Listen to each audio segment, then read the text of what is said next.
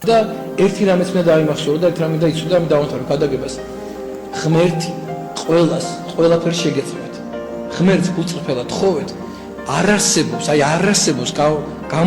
გამოუვალი მდგომარეობა. ყველა ადგილიდან გამოსავალი არსებობს. არ არსებობს გავსი რამე. თელმა დედამიწა რომ მიგატოვოთ, ყველამ რომ მიგატოვოთ, იცოდეთ. ღმერთი არ მიგატოვეთ არასოდეს. სულ ყველა ადამიანი თქვენზე უარი უთქვას. სულ ყველა ადამიანი თქვენზე ხელი ჩაიქნიოს. ყველა ადამიანი თქვენ წინააღმდეგ რო წავიდეს. თუ თქვენ ღმერთთან იქნებით, ღმერთი არ მიგატოვეთ არასოდეს. ღმერთის სიტყვოებას ყველგან განიცდოთ და ყველგან შეგიხებათ ღმერთის სიტყვოება. და ძალიან მნიშვნელოვანია, მაგრამ ყველა ადამიანი რო ყავდეს და ღმერთის სიტყვოება არ ქონდეს, დამიჯერეთ არ გინდათ არც ერთი ადამიანი. თავი ღმერთის სიტყვოებაში იყო.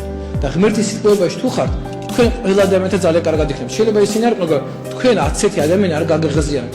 თქვენ პირიქით ყველასთან ძალიან კარგად იქნებით და ყველასთან იქნებით ძალიან ბედნიერი. იმიტომ რომ შენ ღმერთთან ერთად ხარ. და ღმერთთან ერთად თუ არა ხარ, ყველა ადამიანმა შეიძლება გაგაღაზიანოს. საკუთარმა შვილმა შეიძლება გაგაღაზიანოს. საკუთარი შვილი შეიძლება ლაპარაკმაც კი გაგაღაზიანოს.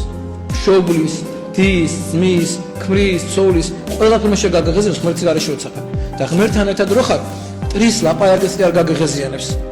ტრის ლაპარაკისგან კი შეიძლება იავნანასავით მოისმინო. როცა ღმერთთან ერთად ხარ. და როცა ღმერთთან ერთად არ ხარ, საკუთარი შვილის ლაპარაკის გაგაღაზიანებს და გულს გადგენს. ღმერთმა დაგლოცოთ ყველანი და აგახარ